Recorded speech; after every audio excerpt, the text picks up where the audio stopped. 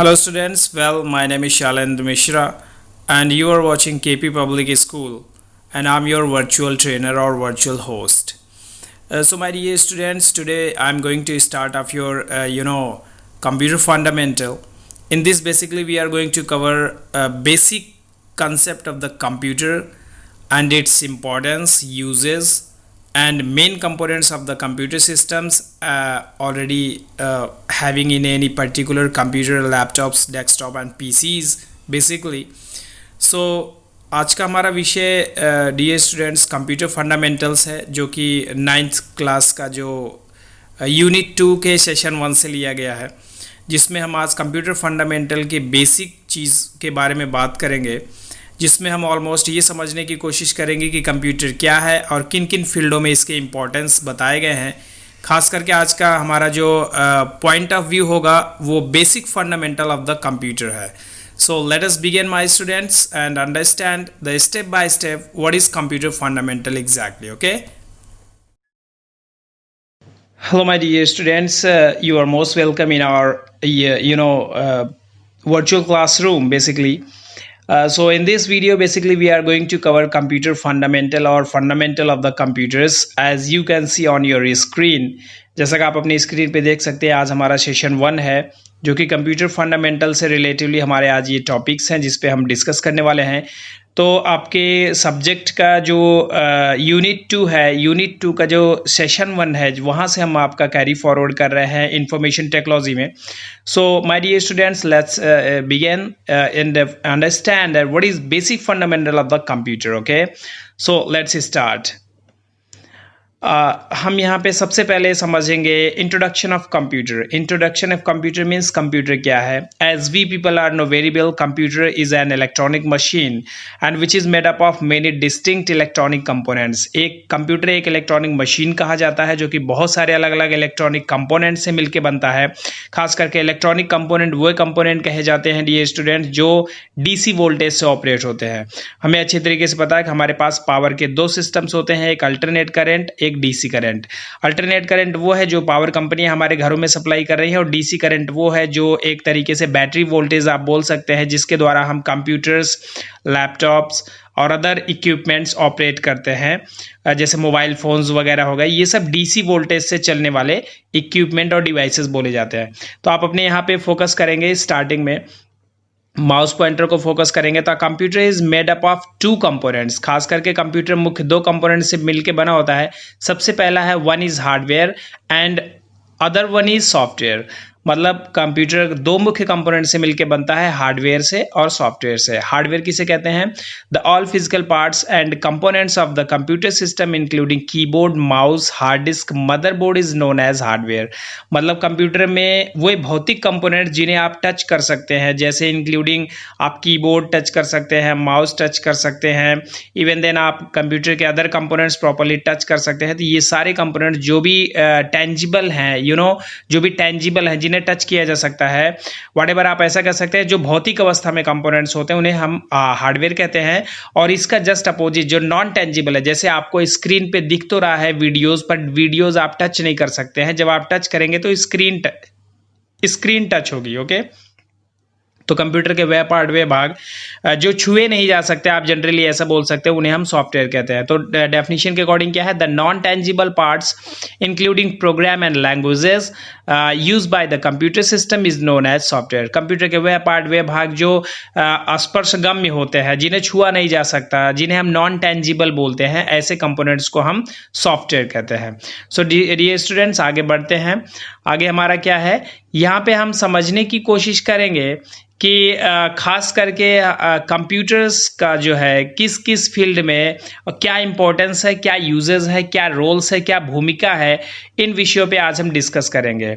So in the beginning computers were actually invented for doing calculation. Generally हमें पहले starting में ये पता था कि कंप्यूटर एक कैलकुलेटिंग डिवाइस है जो एज अ कैलकुलेटर यूज किया जाएगा, बट इसका जब अपग्रेडेशन हुआ तो आराम आराम से ये एक ऐसी जरूरत बन गई जो हर एक फील्ड के लिए रिक्वायरमेंट बन गई। मींस ना आज की डेट में किसी भी पर्टिकुलर सेक्टर में आप देखें, इवन आप बैंकिंग सेक्टर की बात करते हैं, आप एजुकेशन सेक्टर की बात करते हैं, आप ट्रैवल डिपार्टमेंट की बात करते हैं, आप हेल्थ डिपार्टमेंट की बात करते हैं, आप डिफेंस की बात करते हैं, मीन्स सेना की बात करो आप यूपी पुलिस की बात करते हैं, दिल्ली पुलिस की बात करते हैं, ओवरऑल गवर्नमेंट सेक्टर्स की बात करते हैं, कोई भी ऐसा क्षेत्र नहीं है जहां पे कंप्यूटर टेक्नोलॉजी का यूज नहीं हो रहा हो.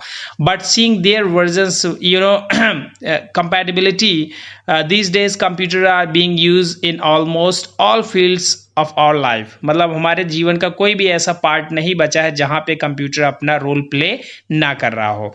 तो जनरली इसी विषय को हम कैरी फॉरवर्ड करते हुए आगे देखेंगे कि कहां कहां किन किन सेक्टर्स में कंप्यूटर्स का विशेष अहम रोल होता है. Okay, so let's begin my students. What is next?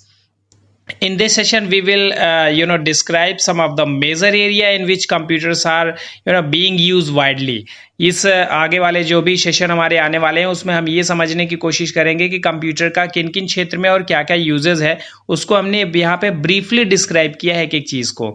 सबसे पहले हम समझते हैं कंप्यूटर इन बैंक. बैंक में आप जैसे एंटर करते हैं देखते हैं जितने भी इंप्लॉइज होते हैं सबके सामने कंप्यूटर, लैपटॉप, प्रिंटर, स्कैनर्स, ये सारी चीजें सेपरेट होती है. मतलब बैंक की कोई भी एक्टिविटी बिना कंप्यूटर के हैंडल नहीं होती. आप यहाँ पे देखें बहुत छोटा सा डिस्क्रिप्शन 1 लाइन का दे रखा है. Almost every bank uses computer to keep the record, money transaction and financial documentation. आज की डेट में जितने भी आप बैंकिंग से संबंधित, मनी ट्रांजैक्शन से संबंधित बात करते हैं, चाहे वो आप एप्लीकेशंस के द्वारा एक अकाउंट से दूसरे अकाउंट पे आप इकोनॉमिक ट्रांजैक्शंस कर रहे हैं, या आप अपने पासबुक अपडेट करवाने जा रहे हैं, या आप अपना चेक क्लियरेंस करवाने जा रहे हैं, मतलब कंप्यूटर, मतलब बैंक की कोई भी एक्टिविटी, आज की डेट में कोई भी एक्टिविटी बिना कंप्यूटर के पॉसिबल नहीं है. बैंक में बहुत बड़े बड़े सर्वर रूम्स लगे होते हैं, उनमें बहुत बड़े बड़े सर्वर सिस्टम्स लगे होते हैं, और वो सारे सर्वर सिस्टम्स हमें हर एक तरीके की सर्विसेज फैसिलिटीज देते हैं. आप बैंक में कोई भी ट्रांजैक्शन करते हैं आपको एसएमएस अलर्ट आ जाता है. आप बैंक में किसी भी प्रकार की कोई भी एक्टिविटी करते हैं, बैंक आपको हर एक चीज के लिए इंटीमेट करते रहती है टाइमली. आपके अकाउंट में कितने पैसे हैं आप अपने मोबाइल फोन से देख सकते हैं. ये तमाम तरीके की जो भी ये ओवरऑल XYZ एक्टिविटीज हैं वो सब कुछ हम अपने लैपटॉप, मोबाइल और कंप्यूटर से कर सकते हैं. मतलब कंप्यूटर का बहुत बड़ा रोल है बैंकिंग सेक्टर में. सो नेक्स्ट अगला क्या है इसको देखने की कोशिश करेंगे. Computer in business. आज की डेट में बिजनेस सेक्टर की बात करो तो छोटा बिजनेस हो या बड़ा बिजनेस हो, आप किसी स्टोर्स की बात कर रहे हैं, आप बिग बाजार की बात कर रहे हैं, आप बड़े बड़े कॉम्प्लेक्स की बात कर रहे हैं, किसी भी क्षेत्र की बात कर रहे हैं, हर एक क्षेत्र में आज की डेट में कंप्यूटर का बहुत अहम रोल है. Today computers can be found in every store, supermarkets and offices etc. One can buy and sell things online. जैसे आज की डेट में हम ऑनलाइन शॉपिंग करते हैं, तो जितने भी बिजनेस पोर्टल्स बने हुए हैं हम वहाँ पे जाके ऑनलाइन शॉपिंग करते हैं, अपनी चीज़ों को खरीदते हैं, बेचते हैं, रिटर्न करते हैं, वापस करते हैं, मनी बैक लेते हैं. तमाम तरीके के ओवरऑल जो भी आप एक्टिविटीज़ करते हैं ये सब कुछ कंप्यूटर से ही पॉसिबल है. तो business transactions take place easily. मतलब आसानी से हम बिजनेस में अपने किसी भी लेन देन को कर रहे हैं, चाहे वो सामान को एक जगह से दूसरे जगह भेजना हो, ले आना हो, ले जाना हो. जैसे कुरियर व्यवस्था में आप देखो, कुरियर सर्विस में आप जब भी आप कोई अपना पैकेट डिस्पैच करते हैं तो आप स्टेप बाय स्टेप आप उसको ट्रेस कर सकते हैं. तो ये सब क्या है, ये सब पॉसिबिलिटीज कंप्यूटर्स के द्वारा ही पॉसिबल है. तो बिजनेस क्षेत्र में कंप्यूटर का बहुत बड़ा अहम रोल है. आप यहाँ पे वीडियोस को पॉज करके आप डिस्क्रिप्शंस को नोट डाउन कर सकते हैं, जिससे भविष्य में आप अपने एग्जाम में अच्छे मार्क्स गेन कर सकें. सो नेक्स्ट फॉरवर्ड आगे चलते हैं, हम देखते हैं कि कंप्यूटर का मेडिकल साइंस और हेल्थ केयर सेक्टर में कैसा यूज है. तो आज की डेट में मेडिकल क्षेत्र में जितने भी आप देखें, जितने भी हाई प्रोफाइल की मशीनरीज लगी हुई होती हैं, चाहे वो MRI की मशीन देख लीजिए, चाहे आप एक्सरे देख लीजिए, चाहे आप किसी प्रकार का कोई भी डायग्नोस्टिक जितने भी टूल्स और इक्विपमेंट्स हैं वो सब कुछ कंप्यूटर से ऑपरेबल हैं. और आज की डेट में बड़े बड़े जो ऑपरेशंस हो रहे हैं वो सपोज करो आपकी कोई अमेरिका का कोई स्पेशलिस्ट है, किसी पर्टिकुलर फील्ड में स्पेशलिस्ट है, और आपका ऑपरेशन इंडिया चल रहा है, तो इन ऐसे बड़े बड़े केसेस में हम क्या करते हैं कि अपने सीनियर से एडवाइस लेते हैं। तो वो सीनियर्स लाइव होते हैं, कंप्यूटर्स के माध्यम से वो लाइव होते हैं, और यहाँ पे हमारा ऑपरेशन चल रहा होता है और हमें गाइडलाइन किसी दूसरे देश या किसी दूसरे शहर से मिल रही होती है। तो ये पॉसिबिलिटीज़ कैसे हैं, जब तक वो व्यक्ति है नहीं आपके सामने तो वो कैसे एडवाइस कर सकता है, कैसे गाइड कर सकता है।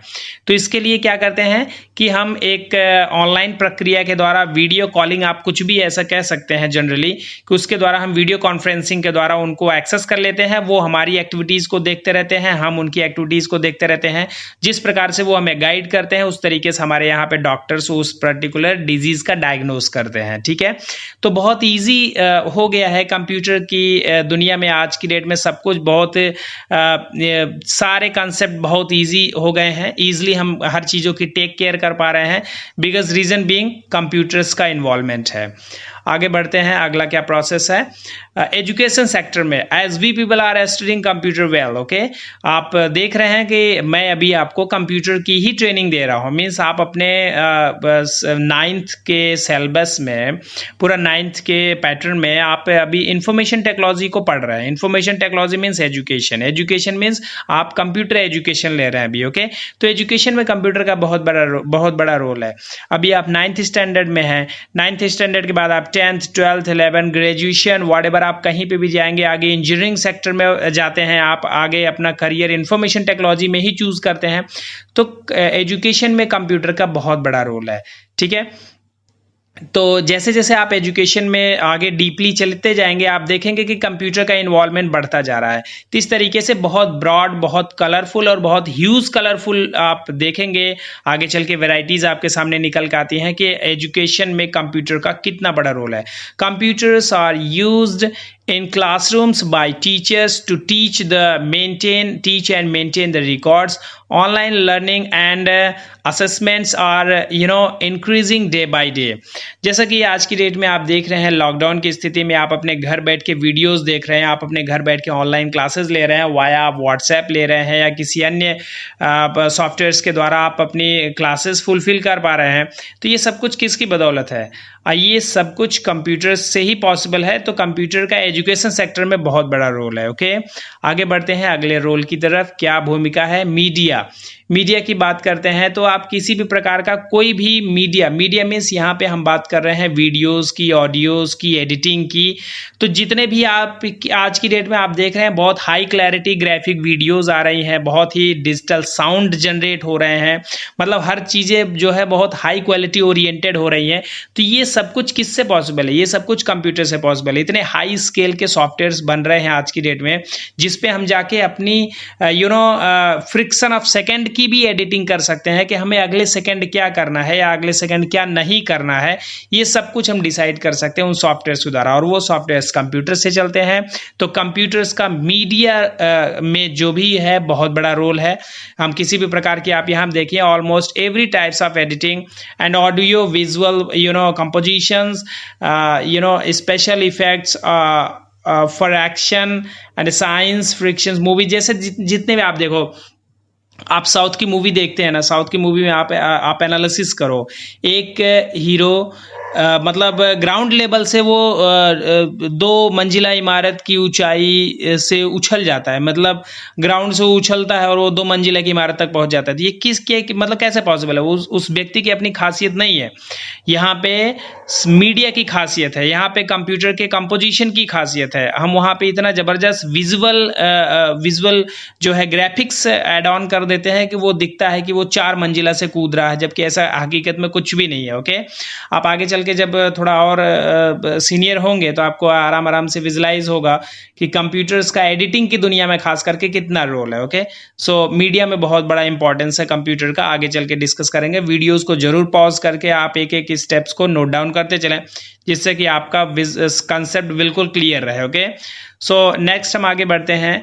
अगला हमारा कंसेप्ट है computers in travel and ticketing. तो आज की डेट में जब भी आप कहीं यात्रा करने जाते हैं, चाहे वो एयरलाइन से यात्रा कर रहे हैं, चाहे आप बस से ट्रैवल कर रहे हो, या आप रेलवे से ट्रैवल कर रहे हो, आप किसी भी पर्टिकुलर सेक्टर में ट्रैवलिंग की बात करते हैं, तो ट्रैवलिंग के लिए हमें टिकट बुक करना है, अपने टिकट स्टेटस को चेक करना है, तो हर प्रकार की जितनी भी टिकटिंग या जितनी भी ट्रैवल एक्टिविटीज़ हैं, ऑलमोस्ट वो सब कुछ कंप्यूटर्स के द्वारा फुलफिल हो रही हैं। ओके, तो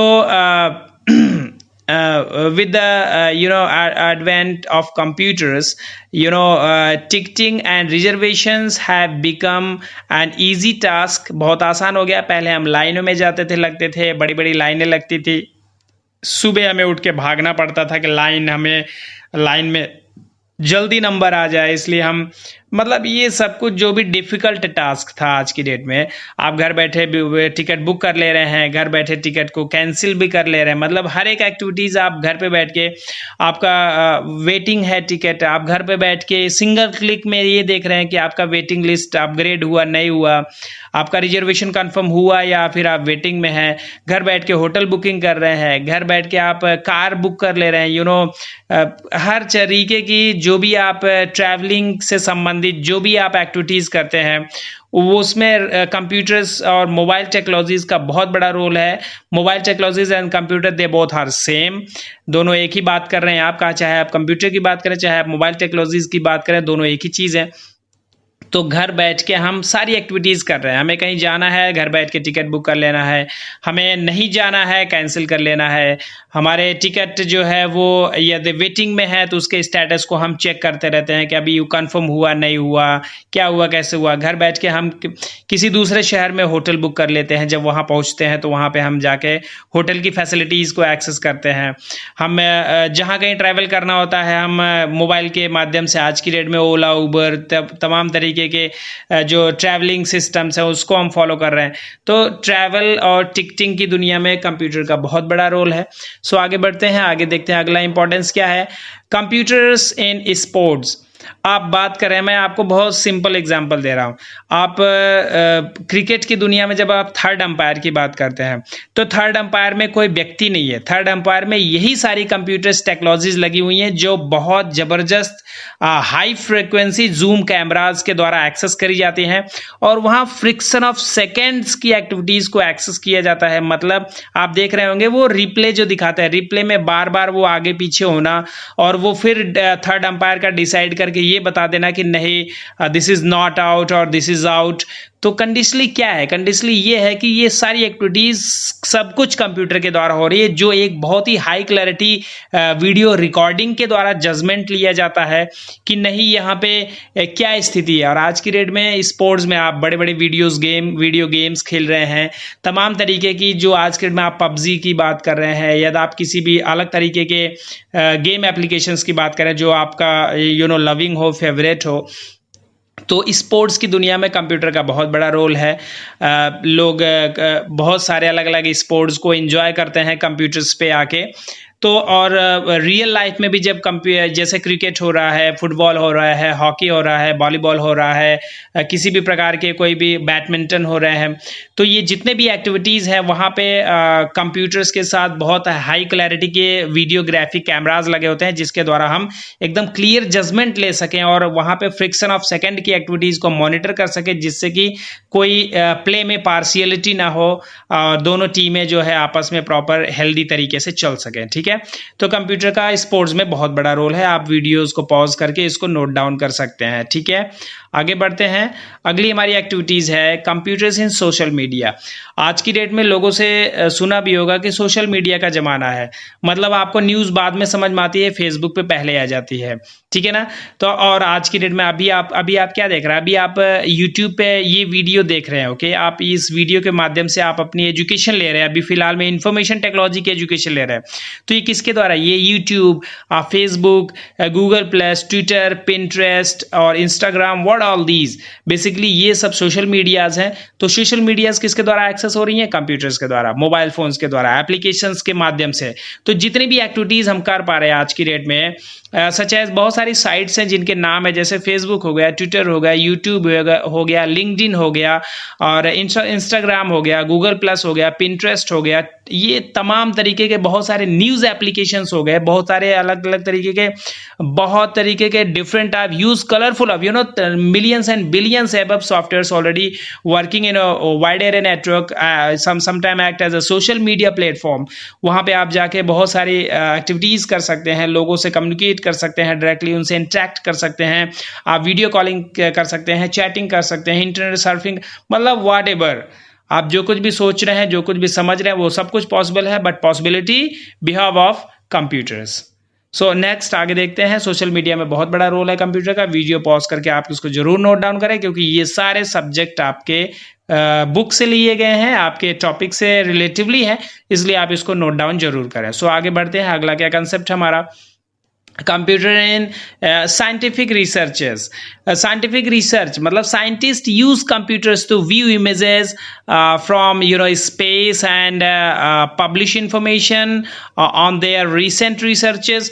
तो कंडीशन क्या है, कंडीशन ये है कि आज की डेट में ये जितने भी हमारे वैज्ञानिक महोदय होते हैं, ये किसी भी, चाहे वो प्लैनेट से संबंधित है या किसी भी जीव जंतु से संबंधित है या किसी भी प्रकार की कोई नई खोज कर रहे हैं, व्हाटएवर, तो उसके लिए यहाँ पे कंप्यूटर बहुत अहम रोल प्ले करता है. उनके सारे डेटाबेस को स्टोर करना, और बहुत सारी ऐसी इक्विपमेंट और मशीनरीज होती हैं जो कंप्यूटर से ही पॉसिबल हैं चलनी. तो ये तमाम तरीके की जो भी एक्टिविटीज हैं, चाहे साइंटिफिक रिसर्च से संबंधित, और ये हमारा कंप्यूटर भी एक बहुत बड़ा साइंटिफिक रिसर्च का माध्यम रहा है खास करके. तो कंडीशनली ये रिसर्च की दुनिया में यदि बात करें आप जनरली कि साइंटिस्ट कैसे क्या करते होंगे, तो उसमें लगभग आप ये मान लीजिए कि मैक्सिमम परसेंट कंप्यूटर का शेयर होता है कि वो अपने टास्क को आसानी से फुलफिल कर सके. ठीक है, तो साइंटिफिक रिसर्च में भी कंप्यूटर का बहुत बड़ा रोल है, बहुत बड़ी भूमिका है, बहुत बड़ा योगदान है. आप यहाँ पे वीडियोस पॉज करके एक छोटा सा हमने डिस्क्रिप्शन दिया हुआ है, इसको आप नोट डाउन कर सकते हैं. It's enough for your marking basically. आगे बढ़ते हैं. अगला क्या कंसेप्ट है, कंप्यूटर इन गवर्नमेंट.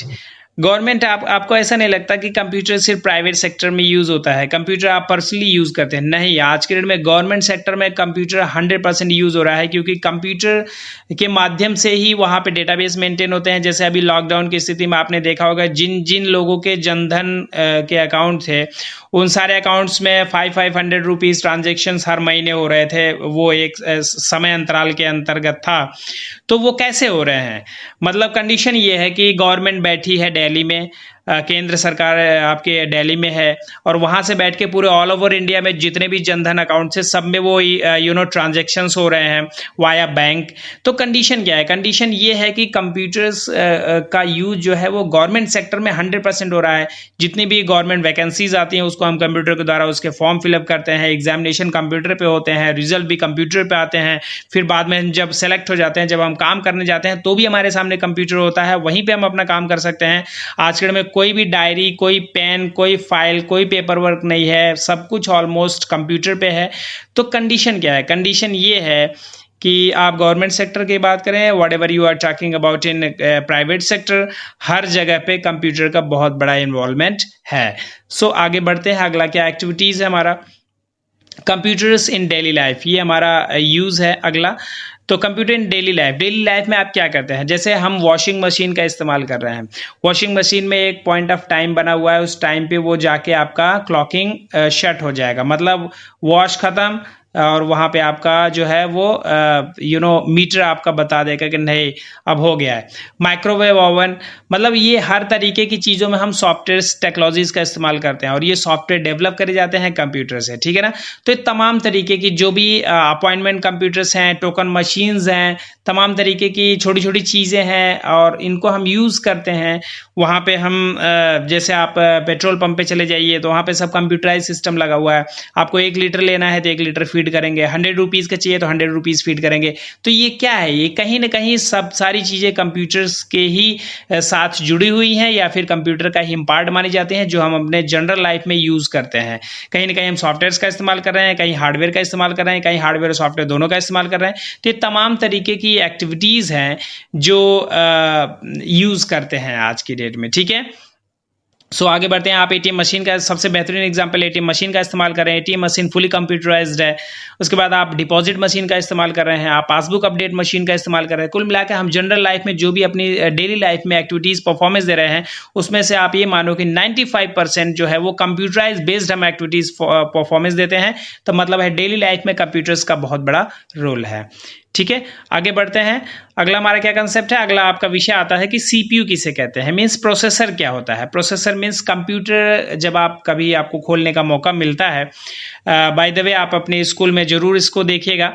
जब आप कंप्यूटर खोलते हैं तो कंप्यूटर के अंदर एक मदरबोर्ड लगा होता है, उस मदरबोर्ड के ऊपर एक फैन लगा होता है। आप देखेंगे फैन लगा होता है, और वो फैन, मैं इसका वीडियोस भी आप लोगों को जल्द ही प्रोवाइड कराने वाला हूं कि कंप्यूटर कैसे ओपन करेंगे, उसमें क्या क्या चीजें होते हैं, कंपोनेंट्स क्या क्या होते हैं। इसकी प्रॉपर लाइव डेमोस्ट्रेशन क्लासेस में आपको देने वाला हूं। ठीक है, तो खास करके जब आप अपना कंप्यूटर ओपन करेंगे तो कंप्यूटर ओपन करने के बाद अंदर एक आपको मदरबोर्ड देखने को मिलेगा। मदरबोर्ड के ऊपर एक फैन लगा होगा, उस फैन के नीचे एक सॉकेट होता है, उस सॉकेट के अंदर एक छोटी सी आईसी, जो आपके सामने ये अभी आप देख रहे हैं ग्राफिक में पिक्चर, कुछ इस प्रकार की आईसी लगी होती है। और ये रिमूवेबल है, मतलब लगाई भी जा सकती है, निकाली भी जा सकती है। इसे ही सीपीयू बोलते हैं। आप पूरे कंप्यूटर को सीपीयू बोलते हैं, रीजन बीइंग कि ये महत्वपूर्ण कंपोनेंट है।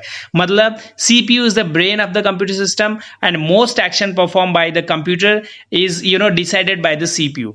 कंप्यूटर की कोई भी एक्टिविटी, जो कुछ भी हो रहा है कंप्यूटर में, वो सब कुछ प्रोसेसर मींस सीपीयू के ऊपर डिपेंड करता है।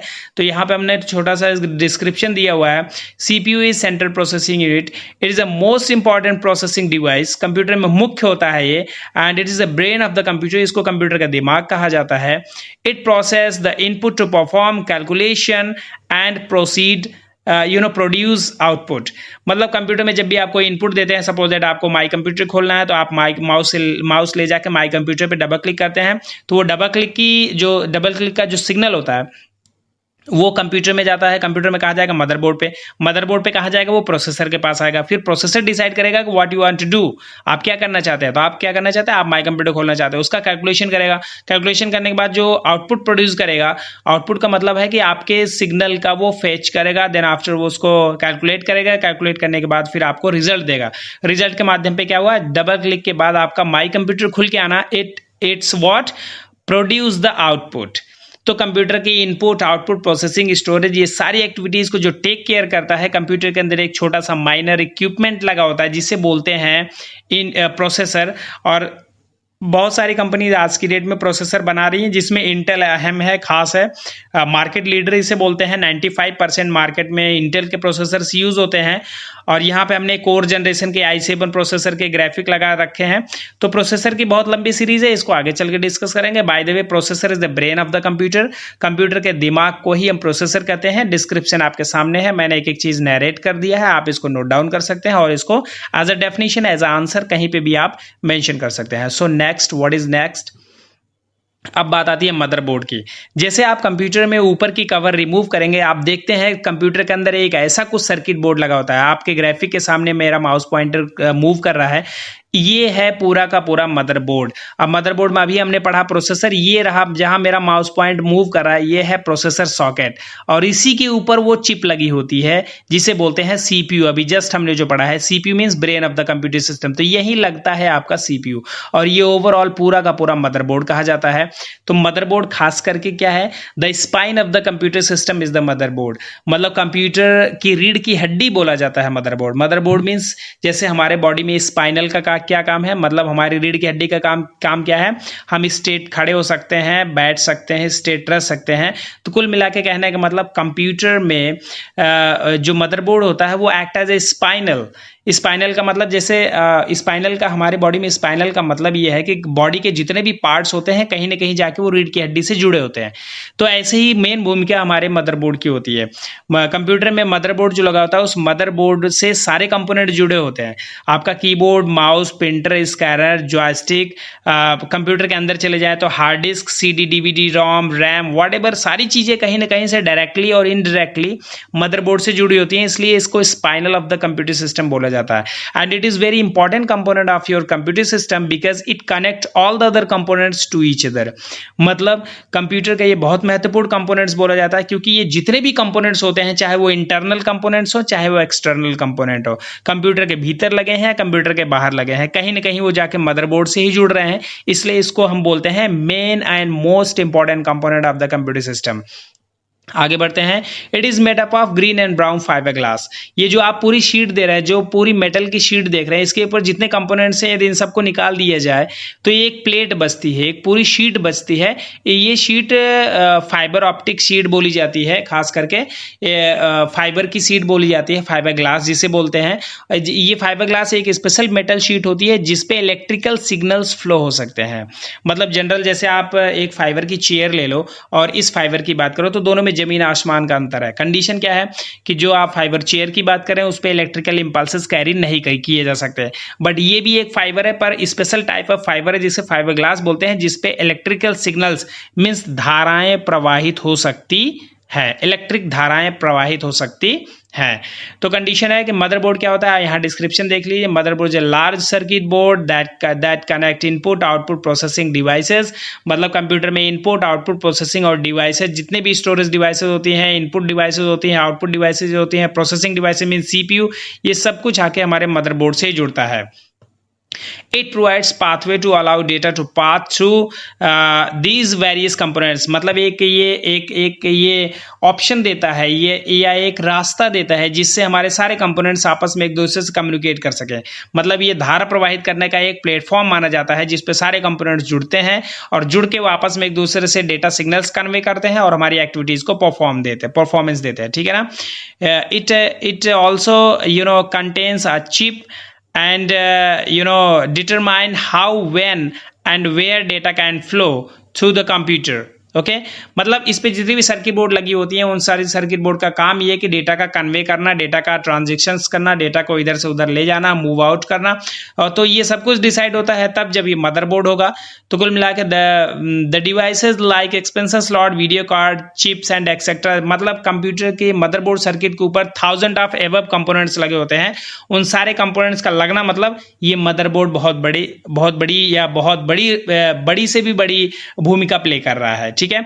तो motherboard is the spinal of the computer system and it is very important component of the computer system because it connect all the other components to each other and basically it is made up of green and brown fibre glass and where it is located exactly in computer, it is located in bottom or side of the computer case. जो आप computer का box देख रहे हैं या तो उसके तली में लगा होता है मदरबोर्ड या साइड में लगा होता है।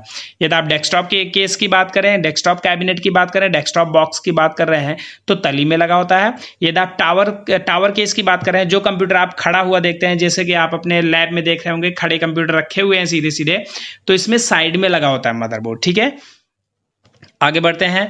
अगला क्या है सिस्टम, ऑपरेटिंग सिस्टम क्या होता है। Operating system sometime it act as a translator between computer hardware and user. Suppose करो मैं ऑपरेटिंग सिस्टम की बहुत छोटा सा बहुत जनरल एग्जांपल दे रहा हूं, ठीक है। आप 3 लोग हो, ठीक है। एक को चाइनीज आती है, एक को जैपनीज आती है। तो चाइनीज वाला ना तो जापानीज से बात कर सकता है, ना ही जापानीज वाला चाइनीज से बात कर सकता है, क्योंकि चाइनीज वालों को जापानीज नहीं आती और जापानीज वालों को चाइनीज नहीं आती। तो ऑप्शन क्या है, आप एक तीसरा बंदा, मतलब 3 लोग हैं, एक को चाइनीज आती है, एक को जापानीज आती है। चाइनीज वाले को जापानीज नहीं आती, जापानीज वाले को चाइनीज नहीं आती, बट आपके साथ जो तीसरा बंदा है उसको दोनों भाषाएं आती हैं, मतलब चाइनीज भी आती है, जापानीज भी आती है। तो चाइनीज वाला जब बोलेगा तो वो थर्ड पर्सन जो है वो उसके चाइनीज को सुन के जापानीज में ट्रांसलेट कर देगा और उसको बताएगा कि इन्होंने ये कहा है। फिर वो जापानीज वाला जब बोलेगा तो उसको ट्रांसलेट करके चाइनीज वाले को बोलेगा इन्होंने आपका ये उत्तर दिया है। तो तीसरा वाला बंदा जो है वो एक तरीके से ट्रांसलेटर का काम करता है। समझ गए, आई होप समझ गए आप लोग। तो इसमें अब ऑपरेटिंग सिस्टम का क्या रोल है, बिल्कुल सेम थर्ड बंदे जैसा काम करता है ऑपरेटिंग सिस्टम आपका। Operating system means Windows operating system, Linux operating system, किसी भी ऑपरेटिंग सिस्टम की बात करें, ये एक प्रकार से ट्रांसलेटर का काम करता है। कंडीशनली कैसे, इसको समझाने की कोशिश करता हूं मैं आपको। आप कंप्यूटर की भाषा अलग होती है, हमारी भाषा क्या है, अलग है। हम क्या जानते हैं, हम इंग्लिश जानते होंगे, तमिल जानते होंगे, तेलुगु जानते होंगे, मलयालम जानते होंगे, कन्नड़ जानते होंगे, ये इंडियन लैंग्वेज है। पर अंतर्राष्ट्रीय भाषा में हमें चाइनीज आती है, जापानीज आती है, इंग्लिश आती है, फ्रेंच आती है, अदर लैंग्वेजेस आती है, क्योंकि ऑपरेटिंग सिस्टम बहुत सारी भाषाओं में बनाया जाता है। और हमारे कंप्यूटर की एक यूनिक लैंग्वेज होती है जिसे बोलते हैं बाइनरी। बाइनरी मतलब कंप्यूटर लैंग्वेज। तो कंप्यूटर लैंग्वेज होती है बाइनरी, हमारी लैंग्वेज है इंग्लिश, ना तो हम बाइनरी समझ सकते हैं ना ही कंप्यूटर हमारी भाषा इंग्लिश समझ सकता है। तो बीच में ये ऑपरेटिंग सिस्टम डाल दिया जाता है जो हमारी भाषा को ट्रांसलेट करके बाइनरी में कन्वर्ट करता है, और बाइनरी की लैंग्वेज को ट्रांसलेट करके हमारी भाषा मींस इंग्लिश में हमें दिखाता है, जो आप स्क्रीन पे देख रहे हैं व्हाट इज ऑपरेटिंग सिस्टम। तो ये तो कंप्यूटर की भाषा के द्वारा ट्रांसलेट करके दिखाया जा रहा है व्हाट इज ऑपरेटिंग सिस्टम। यदि इसको कंप्यूटर की भाषा में देखेंगे तो 0111000111 समथिंग करके कुछ ऐसा आएगा फॉर्मेट, जबकि हमें क्या दिख रहा है व्हाट इज ऑपरेटिंग सिस्टम। ठीक है तो आई होप आपको समझ में आ रहा होगा।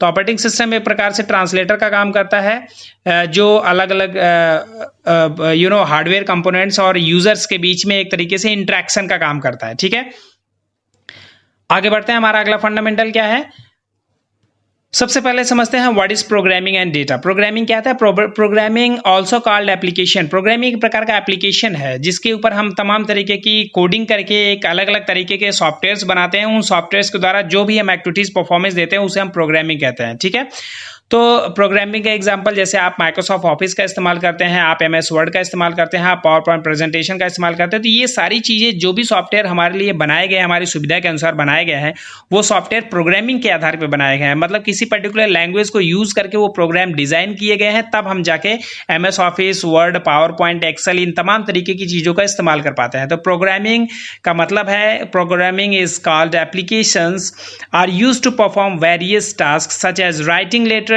doing calculations and sending emails, messages, example Microsoft Office, Word, presentation and और programs। ये सब कुछ हमारा किसके उदाहरण है, प्रोग्राम्स के। अब फिर आते हैं डेटा किसे कहते हैं। Data is the text, graphic, audio and video. मतलब ये जो कुछ भी आप जैसे सपोज करो आपने एमएस वर्ड ओपन किया, एमएस वर्ड में आपने टाइप किया, टाइप करके अपना वो फाइल सेव कर लेते हो भविष्य के लिए। ठीक है ना, तो टेक्स्ट फॉर्मेट में आपका वो क्या हो गया, फाइल हो गई, तो वो क्या हो गया आपका डेटा। ग्राफिक का मतलब कोई पिक्चर डिजाइन कर रहे हैं, ऑडियो का मतलब जैसे साउंड रिकॉर्ड कर लीजिए आप, तो आपका डेटा हो गया। ठीक है ना, आप कोई वीडियो शूट कर लीजिए आप अपने मोबाइल फोन्स के या किसी डीएसएलआर कैमरा से, किसी भी व्हाटएवर कैसे भी, तो वो आपका क्या हो गया, डेटा का फॉर्म होता है। पर वो डेटा कौन सा हुआ, video data, audio data, graphic data, text data. तो डेटा की यहाँ पे डिस्क्रिप्शन दिए हुए हैं, प्रोग्रामिंग के डिस्क्रिप्शन दिए हुए हैं, आप इसको प्रॉपर्ली नोट डाउन कर सकते हैं जिससे कि आपको इन फ्यूचर कंसेप्ट आपके क्लियर रहे। ठीक है, आगे बढ़ते हैं। अगला क्या कंसेप्ट हमारा, what is network and it's terminology. अब अगला आपका टॉपिक है नेटवर्क किसे कहते हैं और नेटवर्क के टर्म्स क्या होते हैं। Network means what, connectivity between the computer systems. जब आप एक कंप्यूटर को दूसरे कंप्यूटर, दूसरे को तीसरे, तीसरे से चौथे, जब सारे कंप्यूटर का आपस में एक दूसरे से जोड़ के आपस में डेटा शेयरिंग करते हैं तो उसे हम नेटवर्क कहते हैं। Network means the collection of computer systems, आप ऐसा बोल सकते हैं, the collection of computer systems. A simple network consist connect two or more computers each other so that they can resource of data. मतलब computer का network बनता तब है जब दो या दो से अधिक कंप्यूटर डिवाइसेस को आपस में एक दूसरे से जोड़ दिया जाता है जिससे वो आपस में डेटा का ट्रांसमिशन कर सके, तो उसे हम नेटवर्क बोलते हैं।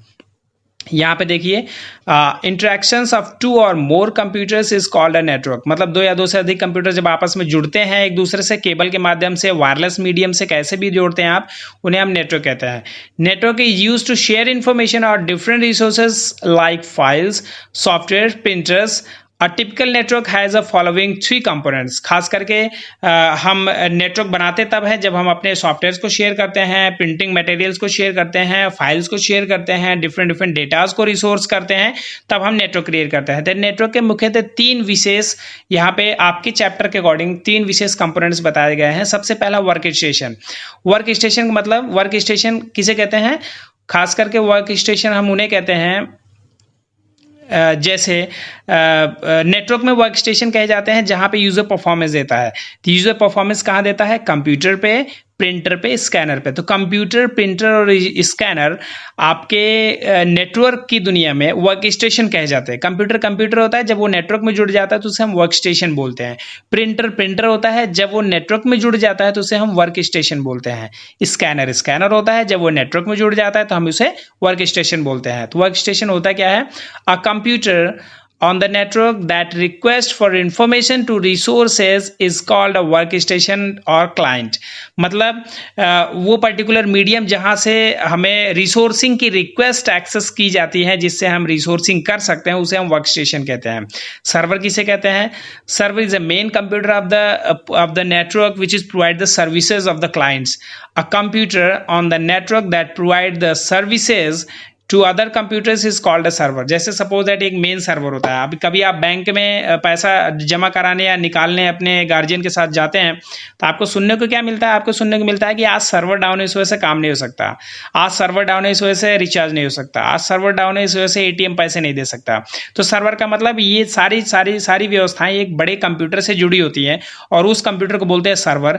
जब तक वो सर्वर अलाउ नहीं करेगा, जब तक वो सर्वर आपको डेटा नहीं देगा, तब तक आप कुछ नहीं कर सकते हैं, ठीक है। तो server is the main computer of the network which is provide the services of the client computer systems. Communication channel किसे कहते हैं? कम्युनिकेशन चैनल का मतलब जिनके माध्यम से ये नेटवर्क बनता है। एक कंप्यूटर को दूसरे कंप्यूटर से कैसे जोड़ेंगे? केबल के माध्यम से। तो केबल क्या हुआ? Communication channel. तो जितने भी जोड़ने के माध्यम होते हैं, जोड़ने का मतलब कंप्यूटर से एक से दूसरे को जोड़ने के जो माध्यम हम यूज करते हैं, जो मीडियम हम यूज करते हैं, चाहे वो केबल यूज कर रहे हैं, चाहे वो वायरलेस टेक्नोलॉजी में हम सिग्नल्स का इस्तेमाल कर रहे हो, वो सब हमारे कम्युनिकेशन चैनल्स कहे जाते हैं। यहाँ पे आप डिस्क्रिप्शन नोट डाउन कर लीजिएगा, बहुत प्यारा डिस्क्रिप्शन है, इसको आप नोट डाउन भी कर सकते हैं और कहीं पे भी आप इसको नैरेट कर सकते हैं, एज अ डिस्क्राइब कर सकते हैं, अपने एग्जामिनेशन में भी लिख सकते हैं। आप वीडियोस को पॉज करके इसका डिस्क्रिप्शन आप एक एक चीज का जरूर नोट डाउन करते चलें। आगे बढ़ते हैं हम। फिर हमारा अगला विषय है इंटरनेट किसे कहते हैं। इंटरनेट का मतलब पब्लिक कनेक्टिविटी। आप यहाँ डिस्क्रिप्शंस के अकॉर्डिंग देखेंगे, internet is collection of different networks that are linked to each other। बहुत सारे अलग अलग नेटवर्क्स को आपस में जोड़ देता है इंटरनेट। मतलब इंटरनेट मतलब पब्लिक कनेक्टिविटी। जब आप इंटरनेट की बात करते हैं तो सबसे पहले आपको इंटरनेट कनेक्शन लेना पड़ता है। कनेक्शन के लिए आपके पास इस समय इंटरनेट का कनेक्शन है, चाहे जिस किसी भी टेलीकॉम इंडस्ट्री का आपने सिम लगा रखा है, उसमें आप रिचार्ज करवाते हैं, आपका इंटरनेट एक्सेस हो जाता है। इंटरनेट का मतलब होता है पब्लिक कनेक्टिविटी। पब्लिक कनेक्टिविटी का मतलब है कि जब आप एक जगह से बैठ के पूरे ऑल ओवर वर्ल्ड की इंफॉर्मेशन को एक्सेस कर सकते हैं जो ऑथोराइज हैं, ठीक है, तो उसे हम इंटरनेट कहते हैं। आप यहाँ डिस्क्रिप्शन के अकॉर्डिंग देखिए, internet is a collection of different networks that are link to each other. अलग अलग नेटवर्क्स के आपस में जो कनेक्शंस होते हैं उसे हम इंटरनेट कहते हैं। And other for information exchange, क्योंकि हम इस सारे नेटवर्क्स को एक दूसरे से जोड़ने के पीछे का रीजन क्या है? रीजन ये है कि हम अपनी इंफॉर्मेशन को एक दूसरे के साथ शेयर कर सकें, ठीक है। And internet is used to send information files, search on any topic, buy the sell products, watch movies and send email messages and etcetera. आप इंटरनेट की दुनिया में क्या करते हैं? आप यूट्यूब पे जाते हैं मूवी वीडियोस देखने के लिए, आप फेसबुक पे जाते हैं जिससे कि एक दूसरे के साथ अपनी इंफॉर्मेशंस को शेयर कर सकें, ठीक है ना। आप किसी सेल साइट पे जाते हैं, जैसे आप अमेजन पे जा रहे हैं, आप फ्लिपकार्ट पे जा रहे हैं, तो क्या करने जा रहे हैं? किसी भी चीज़ को खरीदने जा रहे हैं या बेचने जा रहे हैं, ठीक है ना। आप किसी को ईमेल भेज रहे हैं, तो ये जितनी भी एक्टिविटीज़ होती हैं वो सब कुछ इंटरनेट के माध्यम से होती हैं। तो इंटरनेट एक पब्लिक कनेक्टिविटी का नाम है जिसके आधार पर आप अपनी किसी भी इंफॉर्मेशन को एक दूसरे के साथ एक्सचेंज कर सकते हैं। आगे बढ़ते हैं, हमारा ये अंतिम टॉपिक है जिसे बोलते हैं इंट्रानेट। इंट्रानेट किसे कहते हैं? जब आप किसी कंपनी के भीतर का एनवायरनमेंट बात करें, जैसे सपोज दैट आप केपीपीएस के भीतर आ गए, आप जैसे अपने कॉलेज प्रीमाइस में एंटर होते हैं, स्कूल प्रीमाइस में जैसे एंटर होते हैं, तो उस स्कूल प्रीमाइस के भीतर का जो भी कंप्यूटर लैब कंप्यूटर लैब वगैरह हो गई, कंप्यूटर में जो भी कनेक्टिविटी आप देख रहे हैं, उसको हम इंट्रानेट नेटवर्क बोलते हैं। इंट्रानेट नेटवर्क मतलब किसी कम्युनिकेशन बाउंड्री के अकॉर्डिंग काम करना। मतलब किसी कंपनी के भीतर का जो टोटल इंफ्रास्ट्रक्चर बोला जाएगा, या किसी मतलब एक कनेक्टिविटी है। सपोज दैट आप अपने लैब कंप्यूटर लैब में बैठे हैं, तो कंप्यूटर लैब की वो प्रॉपर कनेक्टिविटी इंटरनेट नेटवर्क कही जाएगी, ठीक है ना।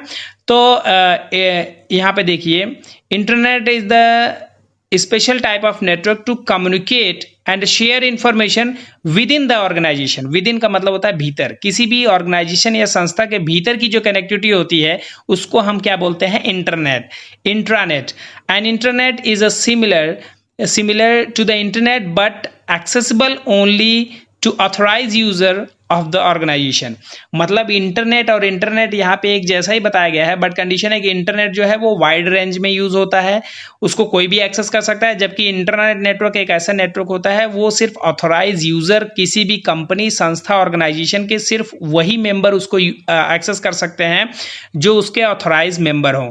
तो एक ऐसा नेटवर्क जहाँ पे सिर्फ लिमिटेशंस होती हैं, बाउंड्रीज होती हैं, जहाँ पे सिर्फ उस ऑर्गेनाइजेशन के एम्प्लॉयज ही आपस में एक दूसरे से कम्युनिकेशन कर सकते हैं, उसे बोलते हैं हम क्या? Intranet network. तो आई होप आप लोगों को समझ में आया होगा। आज हमने यहाँ पे यूनिट जो है ये यूनिट हमने सक्सेसफुली फिनिश किया है और इसको प्रॉपर तरीके से आप नोट डाउन करें। इसका एक्सप्लेनेशन आपको आई होप समझ में आया होगा। सो मिलते हैं अगले यूनिट में, अगले सेशन में। तब तक के लिए आप लोग इन सारी चीज़ों को रिवाइज करें, मेमोराइज करें, प्रॉपर तरीके से लर्न करें। So thank you very much, have a good day.